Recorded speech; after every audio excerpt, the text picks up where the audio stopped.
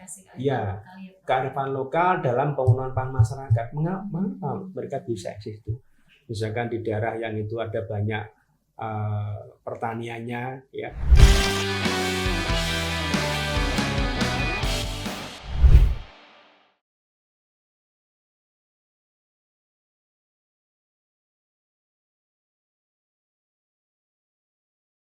Yang kedua bisa juga dikaitkan dengan menganalisis, ya, menganalisis secara eksplanatori tentunya, ya, bagaimana keterkaitan dari kemampuan ekonomi dikaitkan dengan ketahanan pangan. Ya, apakah kemampuan ekonomi masyarakat kita itu bisa memenuhi ketahanan pangan? Itu juga menarik untuk bisa dikaji. Begitu pula dengan topik mengenai kajian sosial ekonomi kemasyarakatan mengenai ketahanan pangan. Jadi perilaku konsumen, perilaku produsen, dan juga bagaimana model intervensi negara di dalam mengatasi masalah pangan itu. Apakah itu cukup? Ya, karena masalah pangan itu kompleks ternyata. Ya, tidak hanya bicara mengenai harga pangan, tapi juga bicara mengenai bagaimana harga dari biaya produksi. Pada biaya produksi pangan terbesar itu kan dari sisi perawatannya budaya. Ada pupuk, yang sering kita dengar, ya, pupuk. Kemudian kalau di perikanan itu mereka menghadapi masalah harga BBM yang mahal, langka, sehingga tidak bisa melaut, ya. Atau kalau ada harganya mahal, ini kan berdampak dari harga pangan. Gitu. Nah, ini nanti bagaimana model intervensi kebijakan pemerintah. Kemudian yang penting lagi terkait dengan peran swasta. Nah, peran swasta ini bagaimana di dalam menjaga ketahanan pangan? Apakah dibiarkan menganut mekanisme pasar, ya, ya kan, yang otomatis nanti punya implikasi pada kenaikan harga itu, atau kontrol pemerintah ada itu dalam bentuk selling price atau floor price, floor price-nya itu. Dan tentunya banyak lagi ada kajian-kajian yang itu bisa dilakukan mahasiswa baik dalam skala mikro maupun dalam skala makro tentunya. Nah, gitu Bu. Ya. Dan itu semua konsentrasi dari mahasiswa ini bisa ya Prof ya, tidak hanya untuk PPED. Oh ya. Semua masuk ya Prof, tema ketahanan pangan. Menurut saya masuk itu loh. Jadi dari sisi PPED jelas, ya. Kemudian dari sisi UMKM juga jelas bagaimana peran UMKM dalam mendukung ketersediaan pangan misalkan. Bagaimana peran UMKM dalam meningkatkan diversifikasi pangan. Kemudian yang dari moneter bisa juga terkait dengan perilaku keuangan. Jadi perilaku keuangan kelompok masyarakat di dalam menjaga kebutuhan pangan keluarga. Nah, itu penting. Tadi kan terkait dengan apa? Literasi, ya, terkait dengan well-being, kesehatan, ya, literasi keuangan. Nah, itu menjadi fokus yang bisa digali. Justru yang riset seperti ini banyak dibutuhkan terkait dengan behavior daripada kelompok-kelompok rumah tangga di dalam mengatasi masalah ketahanan pangan ini, Pak. Itu menarik sebenarnya. Gitu. Termasuk juga mungkin dari sisi inflasi di pangan ini ya, Prof. Karena kan konon kontributor terbesar pembentuk inflasi itu adalah dari pangan, begitu ya. Artinya kita bisa lakukan itu misalnya dikaitkan dengan tim pengendali inflasi daerah, ya, Prof, ya, punya peran untuk mengendalikan harga pangan ini, begitu. Oke, Prof. Kemudian tadi untuk kondisi Indonesia saat ini bagaimana, Prof? Capaian ketahanan pangan tadi Prof sudah mengulas beberapa kebijakan pemerintah. Efektivitasnya bagaimana, Prof? Kira-kira dari kebijakan yang kalau kita lihat dari data, ini kan kita adik-adik nanti bisa melihat juga, ya, kalau kita mau melihat data ketahanan pangan secara internasional itu bisa dicek di Global Food Security Index, GFSI itu, ya, Global Food Security Index.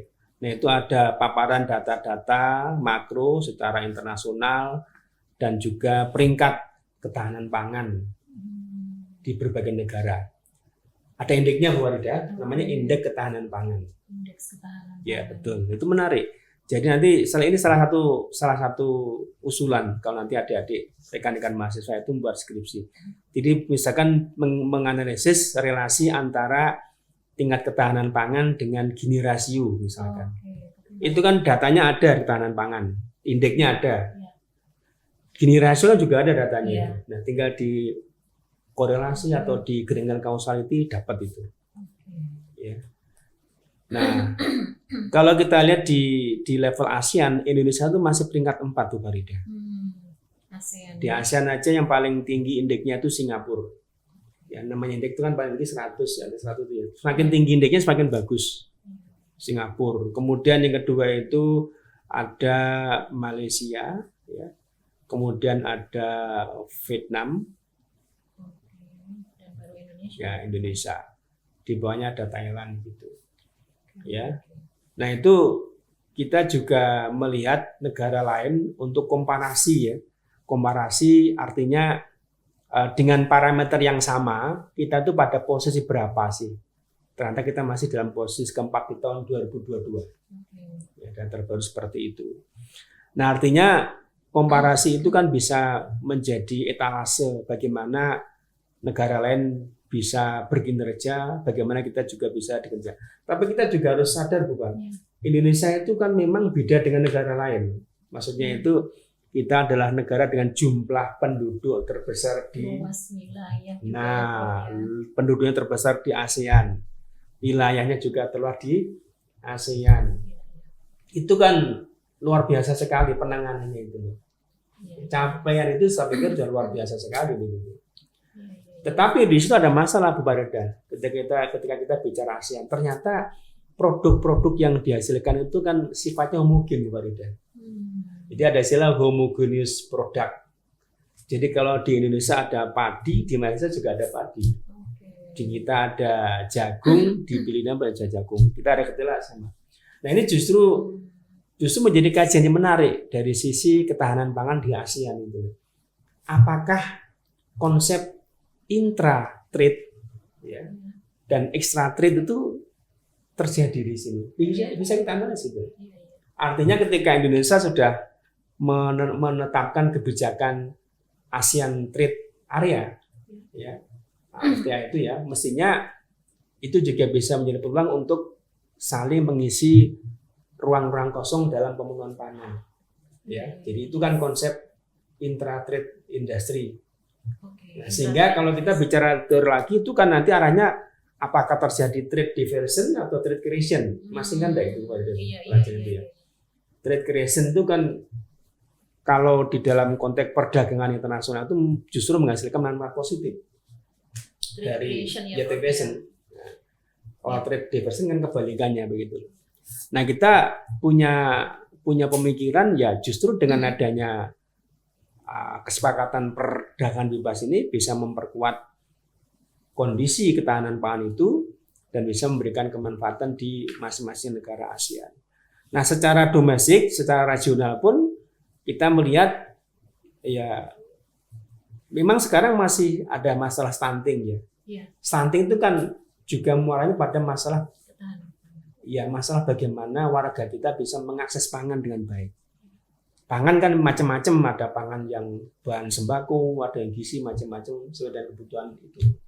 Nah, kita berharap dengan kita semakin meningkatnya ketahanan pangan, itu bisa mengurangi masalah stunting, masalah disparitas, masalah kemiskinan. Sehingga menurut saya ketahanan pangan itu menjadi epicentrum sebenarnya, epicentrum dari kesejahteraan sebuah masyarakat dan suatu negara gitu. Tapi saya optimis ini kita akan bisa mengatasi dan mencapai itu, Bu Farida. Oke. Baik Prof, tadi sudah banyak nampaknya yang didiskusikan, banyak sekali yang kita dapatkan karena memang Prof Imam ini salah satu konsentrasinya risetnya juga mengenai ketahanan pangan, Prof ya. Jadi banyak sekali yang kita dapatkan dan juga kita berharap dari diskusi ini adik-adik mahasiswa itu bisa mengembangkannya menjadi tema riset ya, penelitian baik itu skripsi, tesis maupun disertasi gitu ya.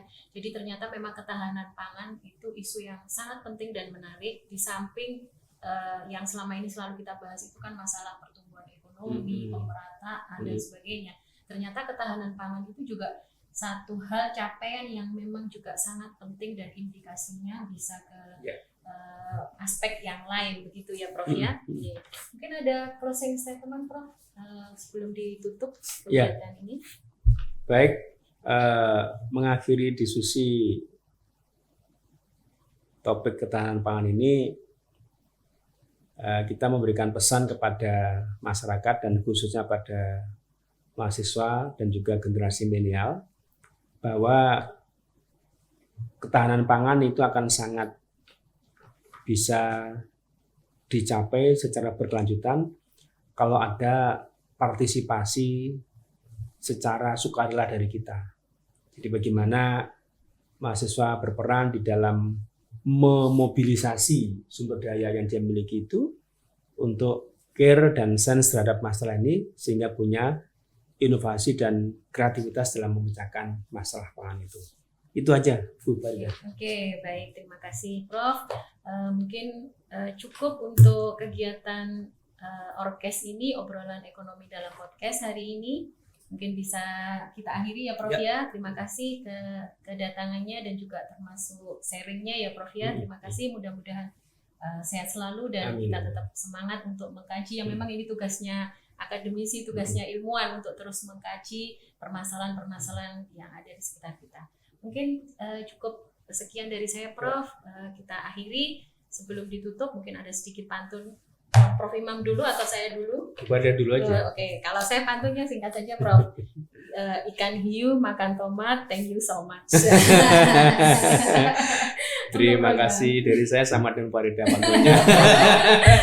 Oke, kita tutup acara ini. Mudah-mudahan apa yang kita bahas hari ini bermanfaat dan benar-benar menjadi insight bagi kita dan adik-adik mahasiswa. Terima kasih. Assalamualaikum warahmatullahi wabarakatuh. Waalaikumsalam warahmatullahi wabarakatuh. Ulangan.